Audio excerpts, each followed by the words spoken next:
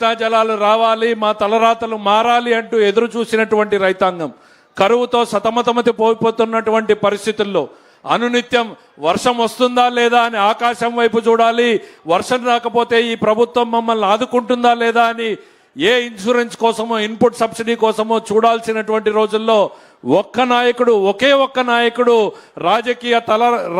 రాయలసీమ తలరాతల్ని మార్చడానికి నడుం బిగించాడు. ఆనాడు నందమూరి తారక రామారావు గారు హంద్రీనీవా కాలువని ప్రారంభిస్తే చంద్రబాబు నాయుడు గారు 95లో ఉరవకొండలో శంకుస్థాపన చేసి కాలువ పనులని ప్రారంభిస్తే ఆయన చేతుల మీదుగానే మళ్ళీ ఈరోజు వెడల్పు చేసుకునేటువంటి కార్యక్రమాలను చేస్తున్నాం అనేటువంటిది గుర్తు చేస్తా ఉన్నా. మన పెద్దలు మన తరం ముందు తరంలో చూశారు, పాలెగాళ్ల రాజ్యం గురించి విన్నాం. కరువుతో అల్లాడిపోతూ ఉన్నా కప్పం గట్టమని రైతుల పంటల్ని బలవంతంగా దోచుకుపోయినటువంటి రాజ్యం చేసినటువంటి నాయకులే, ముఠా నాయకులే పాలెగాళ్లు. ఈ రోజుకి మనం అంటారు నువ్వేమైనా పాలెగాడా అని. వాళ్ళు పదల్ని పేదరికంలోనే పెట్టాలి, తాము పెత్తందారులుగా జరపాలి అన్నటువంటి ఒక రాజకీయ ఆలోచనతో నడిపినటువంటి వాళ్లే పాలెగాళ్లు. ఆ వంశానికి చెందినటువంటి వాడే జగన్మోహన్ రెడ్డి రాయలసీమలో పాలెగాళ్ల రాజ్యం దేవాలని చూస్తున్నాడు, అరాచకాన్ని సృష్టించాలని చూస్తున్నాడు. మరోవైపు చంద్రబాబు నాయుడు గారు మన జీవితాల్లో వెలుగులు నింపాలి, వీళ్ళ జీవితాల్ని రతనాల సీమగా మార్చాలి, వీళ్ళ కుటుంబాలని అభివృద్ధి చేయాలి అనేటువంటి తపన పడేటువంటి నాయకుడు చంద్రబాబు నాయుడు గారు. తేడాన్ని గమనించమంటా ఉన్నాం. 5 ఏళ్లలో జగన్మోహన్ రెడ్డి గారిని ఎందుకు ఈ పని చేయలేకపోయారు? చంద్రబాబు నాయుడు గారు ఒక్క సంవత్సరంలో కాదు, కేవలం 100 రోజుల్లో హంద్రీనీవా కాలువ సామర్థ్యాన్ని 6 పంపుల నుంచి 12 పంపులకు చేశాడు అని అంటే అది కర్నూలు జిల్లా, నంద్యాల జిల్లా, అనంతపురము, సత్యసాయి, చిత్తూరు వరకు కూడా రైతుల జీవితాలకి వెలుగు నింపేటువంటి కార్యక్రమం. మరి 2019లో ఉరవకొండకు వచ్చి జగన్మోహన్ రెడ్డి గారు ఏం చెప్పారు? ఎన్నికల ముందు 3 నెలల్లో హంద్రీనీవా పనులు పూర్తి చేస్తా అన్నాడు. 5 సంవత్సరాలలో గంప మన్ను తీలేనటువంటి వ్యక్తి చంద్రబాబు నాయుడు గారు వచ్చిన తర్వాత ఆర్థిక కష్టాలు ఉన్నాయి సార్, ఈ సంవత్సరం వద్దు, నెక్స్ట్ ఇయర్ చేద్దామని అధికారులు అందరూ కూడా చెప్పినా ప్రసక్తే లేదు. రాయలసీమ జీవితాలు, ప్రజల నమ్మకాన్ని మనం వాళ్ళకొక కల్పించాం. కృష్ణా జలాల్ని తరలిస్తామని మీరు పనులు ప్రారంభించండి, డబ్బులు ఎట్లా దేవాలో నేను చూసుకుంటానని చెప్పినటువంటి మహానుభావుడు చంద్రబాబు నాయుడు.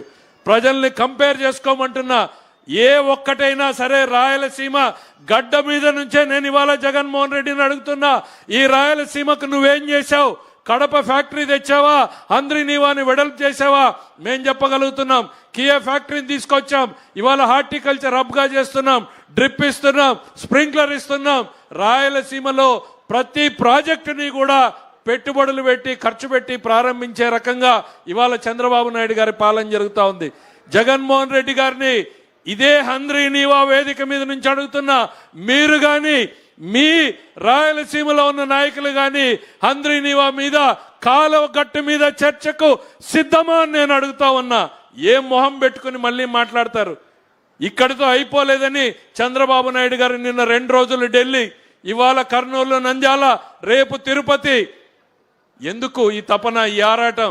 ప్రజల జీవితాల్లో ఏదో మార్పు చేయాలి, ఏదో వాళ్ళని అభివృద్ధి వైపు తీసుకెళ్లాలి అని. మరి అట్లాంటి నాయకుడిని జగన్మోహన్ రెడ్డి గారు నిన్నేం మాట్లాడాడో మీరందరూ పేపర్లు చూసుంటారు. ఎగిరిపోతాడు చంద్రబాబు నాయుడు అన్నాడు. నీచమైనటువంటి భాష.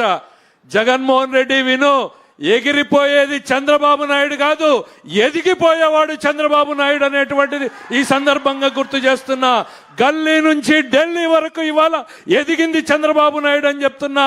రోజు రోజుకి, గంట గంటకి ఇక దిగజారడానికి అంతే లేదన్నట్టుగా దిగజారుతున్నది నువ్వు అనేటువంటిది గుర్తు చేస్తా ఉన్నా. ఒకవైపు రాయలసీమ ద్రోహిగా మిగిలిపోతున్నావు, మరోవైపు ఈ రాష్ట్ర ప్రజానీకానికి నువ్వు ఒక పాలెగాడిగా తయారైతున్నావు. అరాచకం, అశాంతి, రప్ప రప్ప నరుకుతానంటే అది పాలెగాళ్ల సంస్కృతి అనేటువంటిది నేను చెప్తా ఉన్నా. మరోవైపు నీళ్ళు ఎట్లా ఇవ్వాలనేటువంటి ఆలోచించే నాయకుడు జగన్మోహన్ రెడ్డి గారికి గుర్తు చేస్తా ఉన్నా. ఇట్లానే 2009లో ఓ పెద్ద మనిషి మాట్లాడాడు, నిన్ను ఫినిష్ చేస్తానన్నాడు. ఫినిష్ చేస్తానన్నటువంటి పార్టీ ఏమైంది, ఫినిష్ చేస్తానన్న నాయకుడు ఏమయ్యాడు అనేటువంటిది ఈ సందర్భంగా నేను గుర్తు చేయదలుచుకున్నా. నాయకులు అటువైపు మారారు, ఇటువైపు మారలేదు. 78లో అంజయ్య గారు ముఖ్యమంత్రి, జనార్దన్ రెడ్డి గారు ముఖ్యమంత్రి, కోట్ల సూర్యప్రకాష్ రెడ్డి గారు ముఖ్యమంత్రి, నేదురుమల్లి జనార్దన్ రెడ్డి గారు, రాజశేఖర్ రెడ్డి గారు, రోషయ్య గారు, కిరణ్ కుమార్ రెడ్డి గారు, ఆ జగన్మోహన్ రెడ్డి గారు. ప్లేయర్లు అటువైపు మారారు, ఇక్కడ ప్లేయర్ ఒక్కడే. ఆ ప్లేయర్ ఎట్లాంటోడు అనంటే కోడి కత్తికి గులకరాయికి హత్యాయత్నం అని చెప్పుకునే మనిషి కాదు. 17 క్లెమర్ మైన్లను కొడితే గుండె దిటువుగా లేచి నిలబడి షర్టు సర్దుకుని నడుచుకుంటూ వెళ్ళినటువంటి నాయకుడు ఇటువైపు ఉన్నాడు. ఎవరు ఎగిరిపోతారో చరిత్ర చూస్తుంది, ఎవరు ఎదిగిపోతారో ఈ చరిత్ర తేలుస్తుంది అనేటువంటిది ఈ సందర్భంగా చెప్పగలుగుతా ఉన్నా. ఏ మొహం పెట్టుకుని ఇంకా మాట్లాడుతున్నారు మీరు? ఏ రాజకీయాలలో ఉన్నారో అనునిత్యం ప్రజల కోసం, ప్రజా సంక్షేమం కోసం పనిచేయాల్సినటువంటి మీరు ప్రజల మీద రౌడీజంతో, రౌడీ రాజ్యంతో రాయలసీమ మీద పెత్తందారీతనం చేయాలనుకుంటున్నారు మీరు. అది సాధ్యం కాదు, కానివ్వదు చంద్రబాబు నాయుడు గారు అనేటువంటిది ఈ సందర్భంగా చెప్తా ఉన్నా. నీ నుంచి ఎక్కువ ఆశించకూడదు. తల్లిని చెల్లినే పక్కన పెట్టిన వాడివి, చెల్లి సంస్కృతి గురించి మాట్లాడినటువంటి వాడివి. నువ్వు ప్రతిపక్ష నాయకుడి గురించి గొప్పగా మాట్లాడతావని మేము ఎట్లా అనుకుంటామనేటువంటిది ఈ సందర్భంగా చెప్తా ఉన్నాం.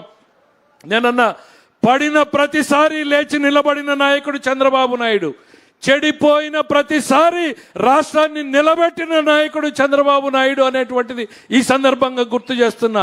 5 ఏళ్లు నువ్వు చెడగొడితే మళ్ళీ వచ్చిన మొదటి రోజు నుంచి ఈ రాష్ట్రాన్ని నిలబెట్టడానికి తపన పడుతున్నాడు ఆయన. ఢిల్లీకి వెళ్తాడు, మంత్రులు కలుస్తాడు, ప్రధానమంత్రులు కలుస్తాడు. ఏమాత్రం భేషజాలకు ఓడు, ఈగోలకు ఓడు.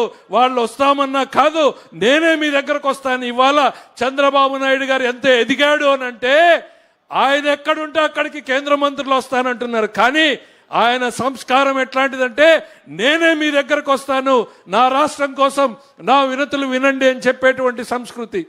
ప్రతి నిత్యం 10 గంటలు 12 గంటలు పనిచేసేటువంటి నాయకుడిని మనం గుర్తించడం కాదు, గౌరవించడం నేర్చుకోవాలనేటువంటిది ఈ సందర్భంగా గుర్తు చేస్తా ఉన్నా. చరిత్ర క్షమించదు జగన్మోహన్ రెడ్డి. నిన్న నువ్వు చేసినటువంటి మాటలు ఏవైతే బనకచెర్ల, పోలవరం బనకచెర్ల ఉపయోగపడదన్నావో ఈ రాయలసీమ ద్రోహిగా మిగిలిపోతావనేటిది నేను చెప్తా ఉన్నా. నీళ్లు లేక అల్లాడుతున్నటువంటి ఈ రాయలసీమకి నీళ్లు రావడానికి ఉన్న ఏకైక మార్గం పోలవరం నీటిని తీసుకుని రావడమే. ఇవాళ జిల్లాలలో ప్రశాంతంగా కొంతమేరకైనా పని చేసుకోగలుగుతా ఉన్నారు అనంటే ఈ నీళ్లున్నాయి, వస్తున్నాయి అనేటువంటి నమ్మకంతో. ఎప్పుడైనా పత్తి పంటనో మిరప పంటనో చూసామా? అనంతపురం జిల్లాలో ఈరోజు మిరప పత్తి పండించగలుగుతున్నామంటే ఈ హంద్రీనీవా వలన అనేటువంటి చెప్తా ఉన్నా. 1 సంవత్సరంలో 100 రోజుల్లో రెట్టింపు సామర్థ్యాన్ని చేసి చూపించినటువంటి ఈ నాయకుడికి జేజేలు పలకాల్సినటువంటి అవసరం మనందరికీ ఉంది అనేటువంటిది ఈ సందర్భంగా తెలియజేస్తూ, రాయలసీమ జీవితాల్ని మార్చేందుకు చంద్రబాబు నాయుడు గారు పనిచేసిన దాంట్లో 1% కూడా జగన్మోహన్ రెడ్డి గారు 5 ఏళ్లలో చేయలేదు. దాని మీద చర్చకు నేను సిద్ధంగా ఉన్నాను అనేటువంటిది సందర్భంగా తెలియజేస్తూ రమ్మని సవాల్ చేస్తూ సెలవు తీసుకుంటున్నా. మరి